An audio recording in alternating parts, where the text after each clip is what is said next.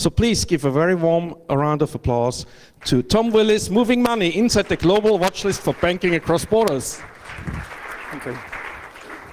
Thank you very much. I'm very grateful to be invited to be here today, and to you all for choosing finance among all of the exciting topics that are being discussed this morning. But I hope this is going to be interesting, not just for finance geeks, because the story that I'm going to talk about is an interesting example of a security failure, but it's also an interesting example of the good that can happen when information security people and journalists like me work together.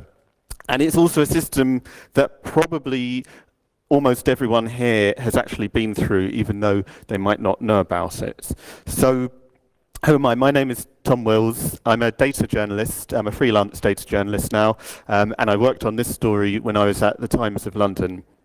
And I worked with a team of people. One of those was hoping to be here today, but unfortunately can't be with us, and that's Yasmin Klofter. She's an investigative journalist on Panorama programme with ARD. And we also had this fantastic collaboration with Evelyn Lubbers in Netherlands, Stefania Morizzi in Italy, Lars Beauvais in Belgium, and Cora Carrier in the USA. And together we investigated a very interesting database. And the database was leaked to us, and to start at the end, the result of this investigation was a story published in all of those countries, and we found that this database contained millions of entries about innocent people around the world who had been, and some of them had been wrongly added to this list, this database which is supposed to be a watch list of terrorists and criminals. Now, this watch list of supposedly high-risk people is compiled by a company called Thomson Reuters, which is a British firm, and it's sold to almost all of the world's major banks, as well as police forces, intelligence agencies, and non-government organizations. So it's called WorldCheck, and the leak gave us the opportunity as journalists to review the entire database for the first time. Now, we weren't the first journalists to have heard about this database. There were a couple of excellent investigations before us that had highlighted some possible issues with WorldCheck. So the BBC had been investigating a situation faced by a mosque in North London called Finsbury Park Mosque. And the mosque had had its bank accounts with HSBC closed without any explanation from the bank. The bank wrote to them and said, "We think you're risky. We can't tell you any more. Your account is going to be closed. Goodbye." And so they went to the BBC and said, "We don't know what's going on here. Can you investigate?" And they looked into the situation, and they found a link to WorldCheck. They found that this particular mosque had an entry in this database. They couldn't be certain exactly what role that had in the bank's decision to close the account, but there seemed to be something there.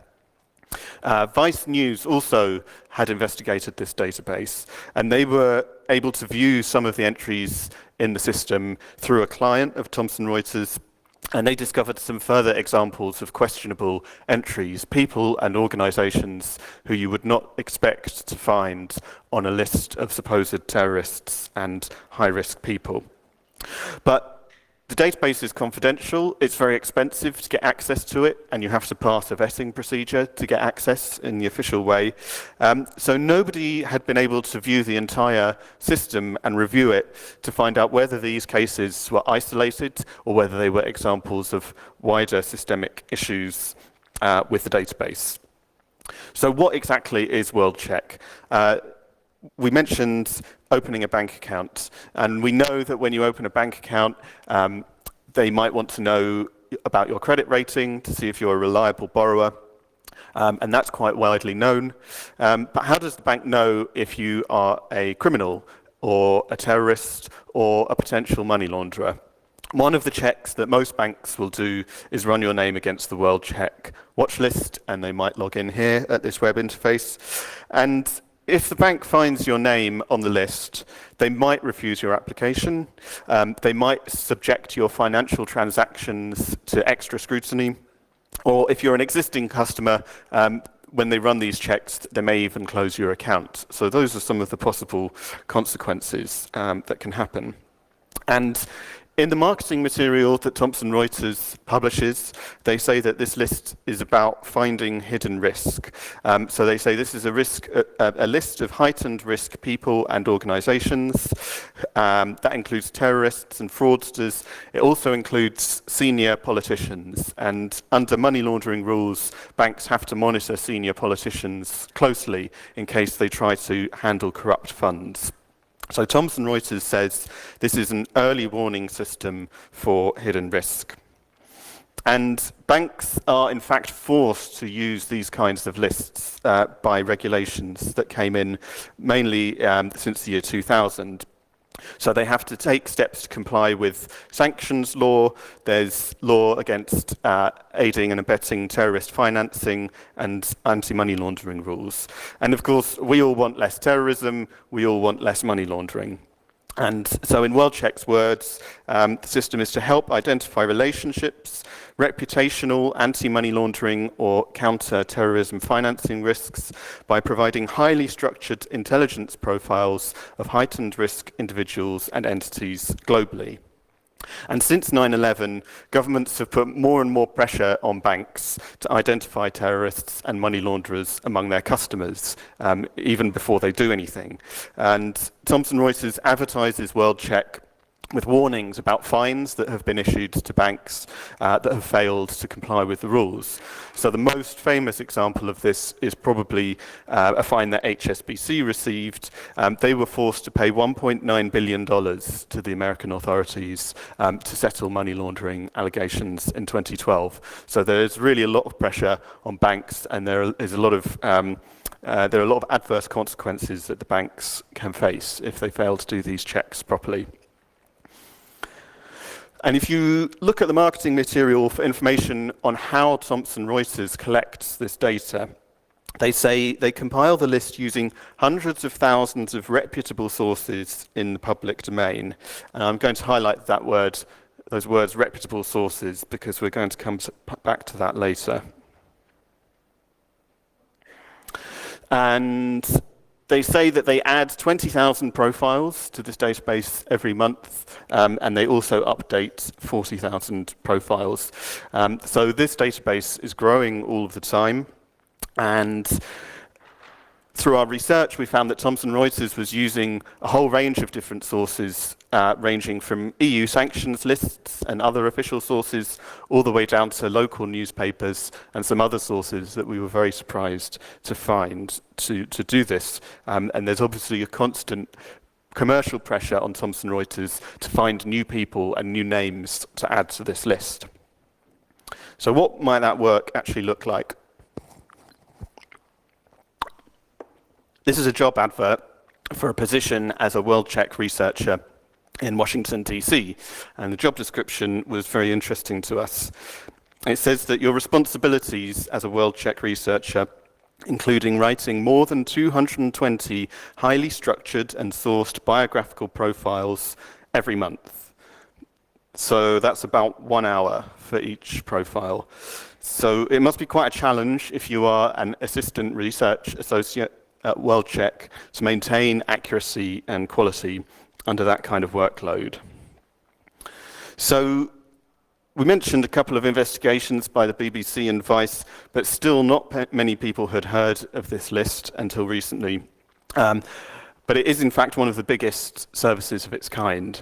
So according to a WorldCheck datasheet, the service is used by over 300 intelligence and government agencies, 9 of the world's top 10 law firms, and 49 of the world's 50 largest banks. Overall, more than 6,000 customers from 170 countries are using WorldCheck, were using WorldCheck, according to Thomson Reuters. And as I've mentioned, the content of this list is secret. So Thomson Reuters doesn't tell people when it adds them to the list, and the banks and the other customers that use it are forbidden from passing on the information to anyone else, and that includes the people on the list. If you want to use WorldCheck, you have to sign a non-disclosure agreement, and it's quite expensive. So we know from some academic research that a year's access to the system might cost a financial institution €1 million in one example that was reported. So the system was quite opaque, and then there was a leak. And I'm going to tell you how this came about and how we worked with an information security expert to carry this research out responsibly. So this is Chris Vickery. He was a computer security researcher with MacKeeper at the time. He's now with a different company. And in summer 2016, he was doing what he very much likes to do, which is scanning the internet for CouchDB instances that are exposed to the world without any username or password. And what he would do is, when he discovered one of these instances, he'd contact the owners and he'd encourage them to secure their data. That was the normal routine. But then he found something really interesting, and that was a copy of the WorldCheck database from 2014. So when he found this database, he faced a dilemma, because Chris saw that there was something here that perhaps the public ought to know about. And he faced a dilemma about whether he should in fact release this particular data set, bearing in mind that he'd found it on a public internet server. So he turned to Reddit and posted this dilemma: terrorism blacklist, I have a copy, should it be shared? And there was quite a lot of interesting arguments on both sides here, because Chris knew that this database was supposedly compiled from public sources. So he thought, if all of this information has come from already public sources, what's the harm in republishing it? It could be in the interests of the people on the list to have this data published so that they can see what's been said about them, and so that the whole thing can be subjected to scrutiny. On the other hand, this is still personal data, even though it's been compiled from already published data. If you know about data protection law, you know that there are data protection rights against all personal data, even if it's been published somewhere else already. And he couldn't ask, there are 2 million people on this database, and he couldn't go to them all and ask them individually for permission to publish their data. So that was a difficulty.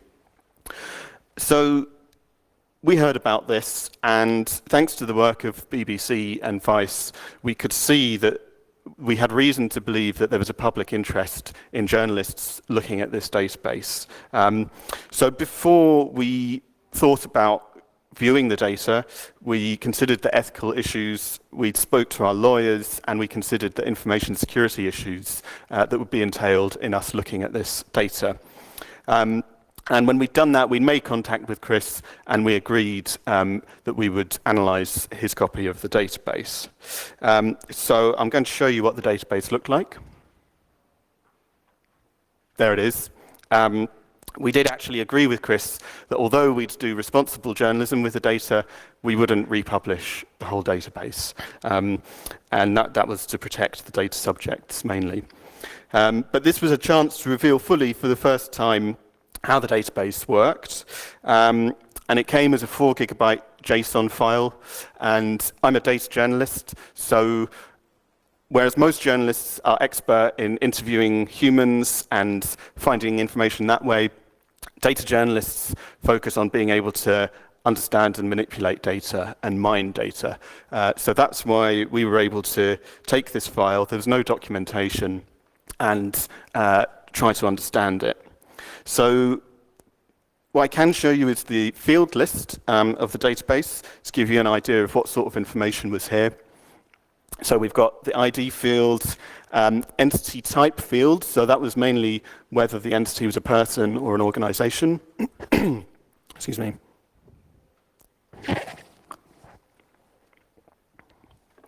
We've got first name and surname, aliases, position. The categories were very important, and I'll show you those in a second. Date of birth, country, citizenship, locations, information text, that was one of the key parts of this database. Then linked to, so some of the people were linked to certain organizations, some of the people were linked together. They could also be linked to companies. There was a whole list of source URLs, so that was really interesting for us. And we had dates when the data was entered and uploaded and updated. So this gave us some sense of what was in this 4 gigabyte file, but we really needed to know how this data would be presented to the end users, because of course the meaning of the information depends on the user interface here. And I looked at some of the text, some of the information text in the database, and I found this interesting phrase, which was, "You are strictly prohibited from disclosing or copying the content of this service." So I thought, if I want to see what this looks like to the end user, I wonder what happens if I just Google that. "You are strictly prohibited from disclosing or copying the content of this service." And sure enough, there was a handful of printouts from the WorldCheck highly confidential database on the open web. This first one is an interesting URL, www.intranet.mac.com.co. Mac is a company in Colombia, it's not Apple here. I think now they know that their intranet wasn't actually an intranet. But this was really useful. So I'll show you one of these documents. It's not actually the first one. But this is the profile of a Brazilian politician. And this was actually published on the web on purpose. This was published by investigative journalists at a magazine in Brazil, and they obtained the documents, I think, through a court process. So this was really useful because we could see how those fields mapped onto what the end user would see. So I mentioned the categories there. So this politician is categorized as a political individual, and the subcategory there is PEP, P-E-P, and that stands for politically exposed persons.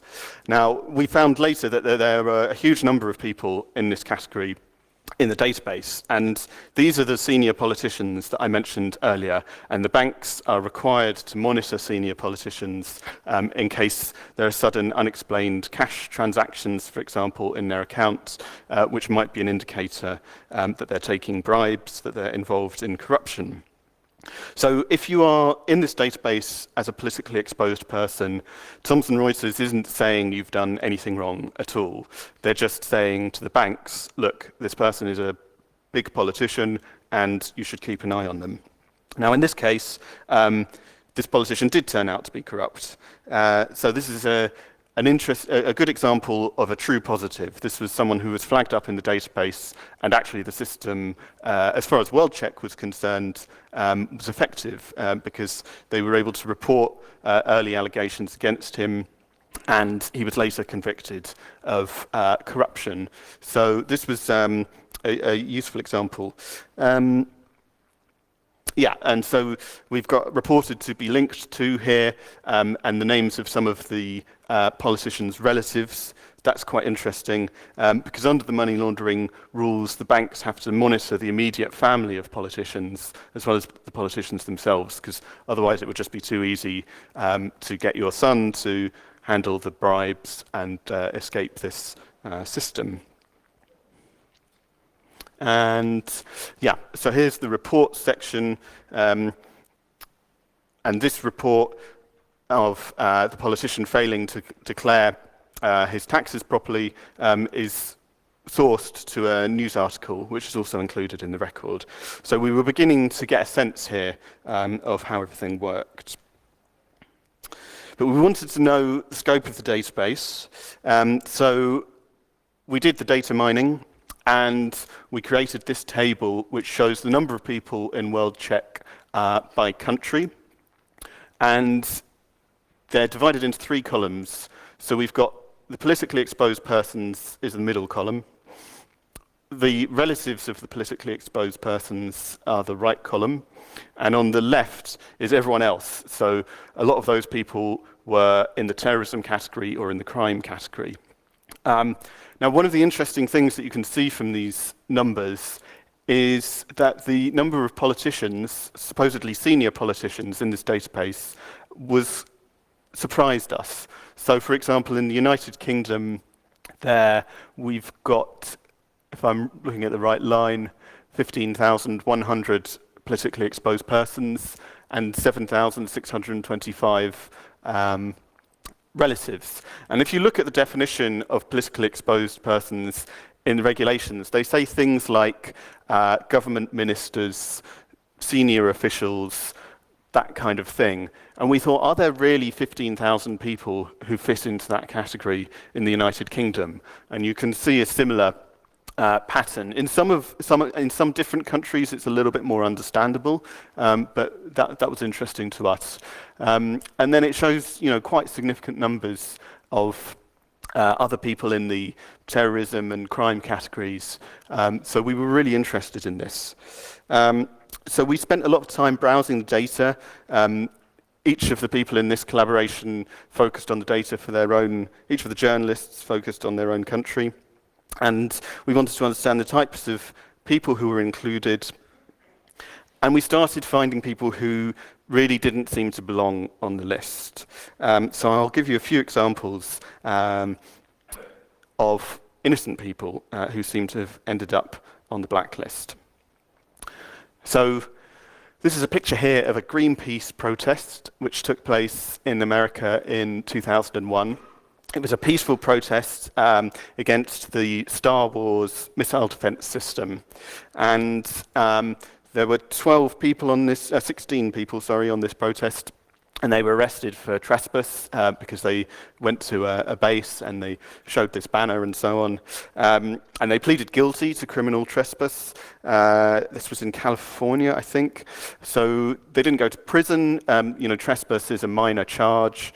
And that was, as far as the legal system was concerned, that was pretty much the end of it. But of course, this was reported in the news, and a WorldCheck researcher somewhere found this report and thought, hey, here's 12 people who've been arrested. Let's put them on the database in the crime category. And the problem is that 12 years after this protest happened, they were still on the WorldCheck list in the crime category. So there's an argument here to say this is a very minor conviction. They didn't go to jail, and they're still tainted by this 12 years later. And in fact, I found that not only were the activists on the list, but there was a photographer, a journalist who'd accompanied them on the protest, who was also arrested, who also had his name tarnished by being on this list of supposedly high-risk people. Now, the next example from the UK is a politically exposed person. So remember, we were talking about government ministers and so on. This lady is called Jackie Arnott. She is not a senior politician. She's standing here in a warehouse with a whole load of goods that are to be sent as part of a humanitarian aid operation, and she's a volunteer. She's active in her local community and does all kinds of civic work. And she was in the database as a politically exposed person. So this was quite surprising to us, that a local community activist would be listed in this category. And we found that, in fact, the reason Jackie was in there was that her husband had been the mayor of Chelmsford, which is a small town in southeast England, a ceremonial position, so he wasn't really in a position to launder money as the mayor of Chelmsford or take bribes and so on. But that was enough to get listed as a politically exposed person. So we asked Jackie how she felt about this and if she was okay for us to talk about her listing, and she was. And she said, this seems really strange. The only time she said she'd ever had attention from the authorities was when she used to go on holiday in the Eastern Bloc in the 80s, and the British Home Office phoned her up and said, "What are you doing?" And this is what she was reminded of by learning that she was on the WorldCheck database. And there was a whole profile of her activities, such as the humanitarian aid work, on WorldCheck. So this seemed pretty strange. So I want to show you another leafy part of the south of England. This is Kingston upon Thames, which is an outer suburb of London. And this is the town hall. It's all very genteel and quiet, and not the kind of place where you might expect to find terrorists in the town hall. But this is a local politician with the Liberal Democrat Party, which is a mainstream social democratic party in the UK. His name's Yogan Yoganathan. You can see those letters after his name, MBE, which means he was given an honour by the Queen for his good works in community cohesion. So by all accounts, he seems like a pillar of the community, and yet we found him in the WorldCheck database alleging that he was linked to the Tamil Tigers, which is a proscribed terrorist organisation in Sri Lanka, and it's proscribed around the world. So this seemed like a pretty unusual claim to find against a mainstream local politician. And what we found is that the source of this allegation was the Sri Lankan government, and the allegation that he was a Tamil Tiger had been made because he had been involved in peace protests in London during the civil war in Sri Lanka and during the clampdown on the Tamils. So the Sri Lankan government, especially in that context of a civil war, doesn't seem to be a very reliable source to brand someone a terrorist, and yet that's what happened, and that was included in the WorldCheck database. This is an article from the local newspaper where Yogan Yoganathan says how hurt he was by this allegation, and sorry for the tiny photo, but that's him holding candles at a vigil in London, and that was the activity that the Sri Lankan government was basing that claim on. So we were really wondered why this was there. So to take you back to this slide where we talked about reputable sources, there's also further guidance in the Thomson Reuters publicity which says researchers are bound to comply with strict research criteria and must remain objective at all times. And what we found was that the research team seemed to have been a little bit flexible about the rules, and the main reason why innocent people showed up on the list seemed to be the problem of sources and how they were handled. So I'm going to show you our top 5 favourite sources. I use the word favourite loosely, and we've ranked them from 5 to 1. So at number 5, we found Wikipedia. And now in thousands of profiles, WorldCheck had cited Wikipedia as a source. Now you might think if this is just for general information, there could be some, there is some good information on Wikipedia, but that was one of the sources used for thousands of profiles. Now, at number 4, there were conspiracy theory websites. So this is a website called cyberclass.net, and it has all of the educational resources that you need on alternative accounts of the 9/11 attacks. And we found this website cited in the profile of a British businessman. So this was very concerning. At number 3, we had the state-run and the propaganda sites. So I mentioned the Sri Lankan government earlier. We also found that China Daily was used. This is the biggest newspaper in China. It's state-owned. It's not an official organ of the Communist Party, but it's considered a quasi-party newspaper. And the example that Yasmin found here was that it had said that the Tibetan Youth Congress was a terrorist group, and WorldCheck had picked up on that information and used it as the only source for a profile on the Tibetan Youth Congress. Now, at number 2, we have the race-hate sites. So hundreds of listings referenced reports on Breitbart. If you're not familiar with Breitbart, one of the things that's important here is that they have a category called black crime, and here they selectively report on crimes committed by people of colour. And this was used as a source for profiles of people who'd been convicted. And it's not necessarily that the information is false, although it might be false, But what we can certainly say is that the information is selective. So you think if a WorldCheck researcher is trawling through Breitbart for names of people to add to this database, what kind of bias, at the very least, is going to be caused by that? And our number one most interesting site used as a source was Stormfront. This is a forum for white supremacists. It was founded in 1995 by a former Ku Klux Klan member, and I found listings for two British people, black British people, whose listings contained links to Stormfront. So that was used as a source for their profiles. So this was really very concerning. And so we think the crux of the problem was that all of these sources had been taken together by WorldCheck. News sites, conspiracy sites, state-run sites, and extremist sites, with very little differentiation as to the reliability of those different sources. So if a state attorney accuses a person of a crime, that was taken on the same level as far as the user could see as something on a conspiracy site. And there's no final verification by WorldCheck of these accusations.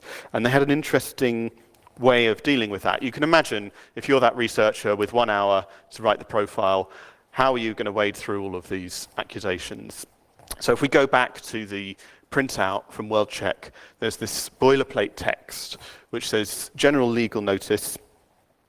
And it says, if you use the database, you should perform independent checks to verify the information. So there's also a further disclaimer which says, if this profile contains negative allegations, it should be assumed that such allegations are denied. So this seemed to be a way of evading responsibility for the information that was here. And that might sound like something that could work in theory. If the banks that use this database check all of the stuff, they can do the hard work of filtering out the nonsense. You know, you can see what they were thinking there. But the problem is that we found that many people on the list got in trouble with the banks after being listed. And it raises the question of whether banks actually had the ability to do this. And we certainly spoke to insiders who said that if your name is on the WorldCheck list, that taint is very hard to disprove, and it could have an impact on you. And there was another reason why innocent people ended up on this watch list, and that was that people merely accused or investigated over possible crimes without being charged or convicted also ended up on the list. There was no update, even if in some cases those people were cleared in court. So this is an example that Yasmin found. This is Andre Home. You might know him as a sociologist or as a politician, but according to WorldCheck, at least for a number of years, he was also a terrorist. He was targeted by the German prosecutor 10 years ago on suspicion of being a member of a terrorist group.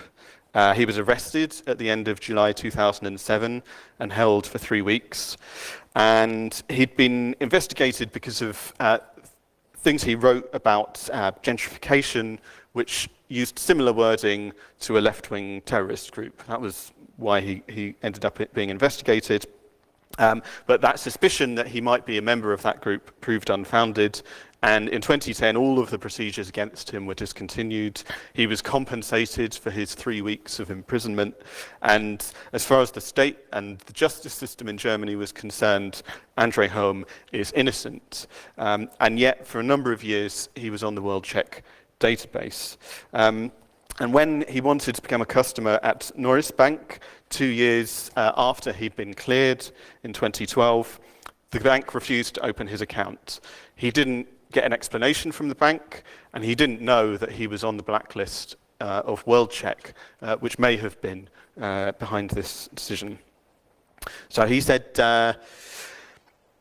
he had a bad feeling about this, and Norris Bank said that name list screening was an essential part of fulfilling the legal requirements for combating financial criminality. They said it was about preventing money laundering, and that their due diligence check would use different databases as data sources.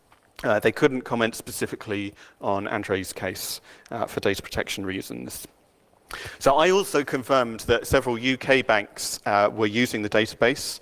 The Cooperative Bank is an interesting example because they make a big thing of being ethical and operating differently to the major banks. And I asked them to confirm that they used WorldCheck as part of their money laundering procedures, and this is what they said. I can confirm that the Cooperative Bank doesn't use and has not used WorldCheck. I had different information. I went back to Google and I searched LinkedIn for the keywords WorldCheck and Cooperative Bank.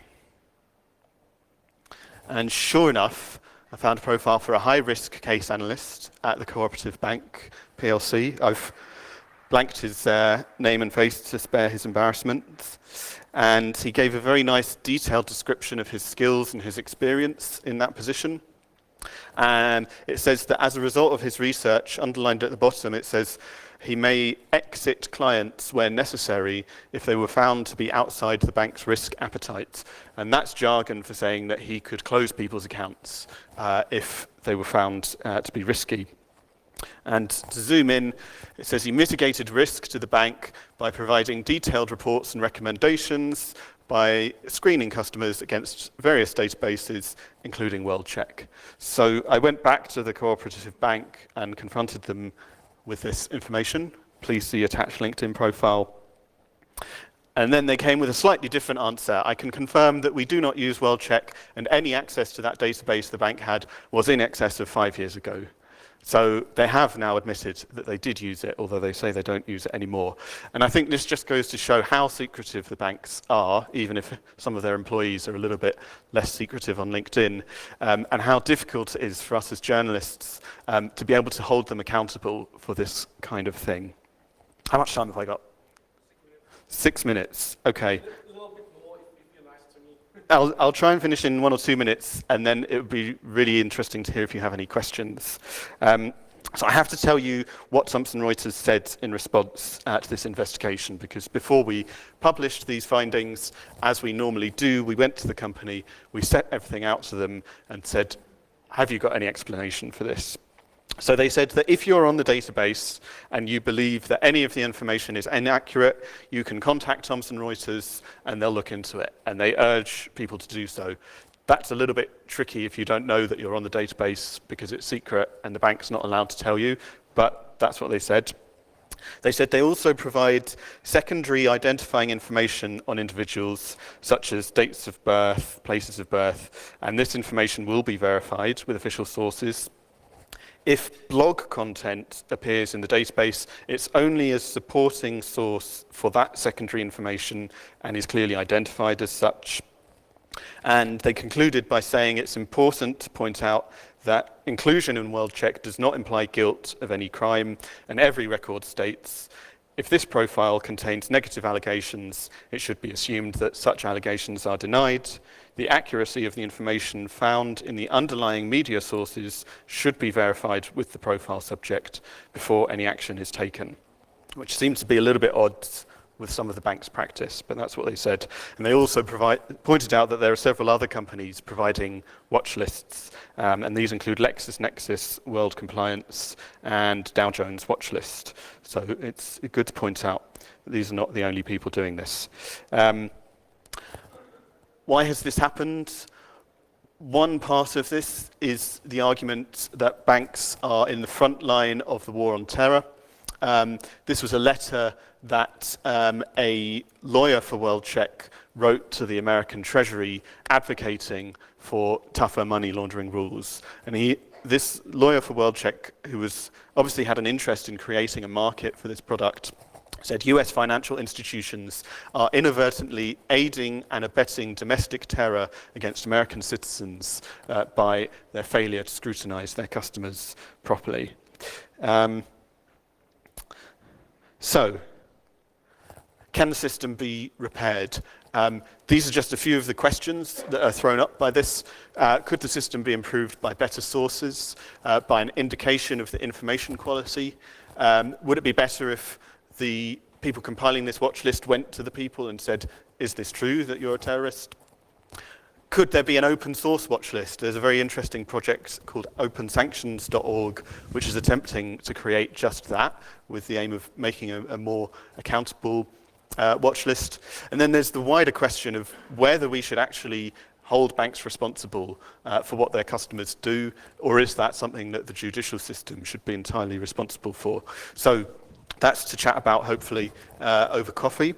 So before I ask for questions, I'm a freelance data journalist, and if you've got any comments on this investigation, if you've got any other ideas for things that I should look into, I'd be really, really happy to hear from you. You've got my email address there and my PGP fingerprint, and if we've got a few minutes, I'd be really interested to hear any comments or questions, and thank you very much for your attention.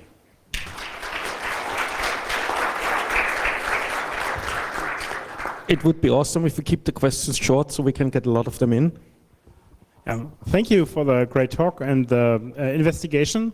I think your reporting took place before GDPR was actually in place.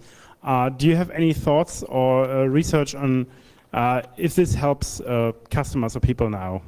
Thank you. Yeah, you're quite right, and that could change things. We looked at the data protection legislation as it was at the time, and there were a huge get-out clauses for money laundering protection. So whereas normally you have a right to get your credit record, for example, from a credit reference agency, with anything concerning money laundering, as it stood at the time, you didn't have such access rights to your own data. So that's something that I do want to look into, but I suspect that there may be similar loopholes in the GDPR. Maybe someone else knows more about that.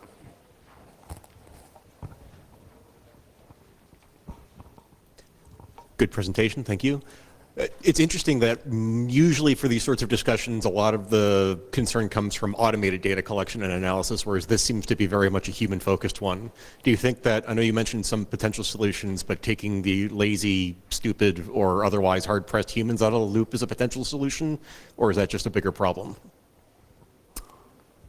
I'm very skeptical as a human data collector and interrogator that AI approaches have much to offer here.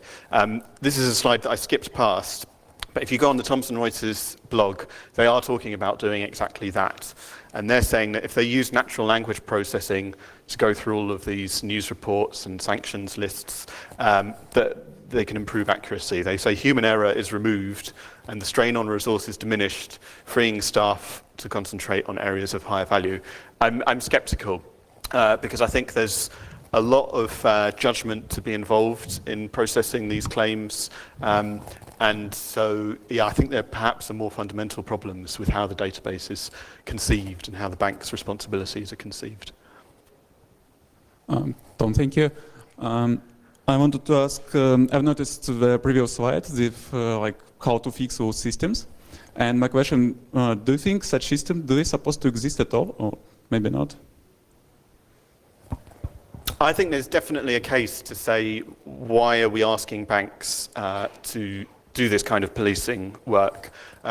This is an interesting question as a privacy question as well, because I think the idea of financial privacy is very different from communications privacy, and there are strong arguments to say whether we should have financial privacy or not, and this is all connected with how this kind of system works. So yeah, I think there are very fundamental questions to be asked.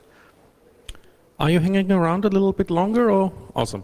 Then I will cut the Q&A short now, but please grab him. You will probably find him near the T. So please give another very warm round of applause to Tom Willis. Thank you. Thank you.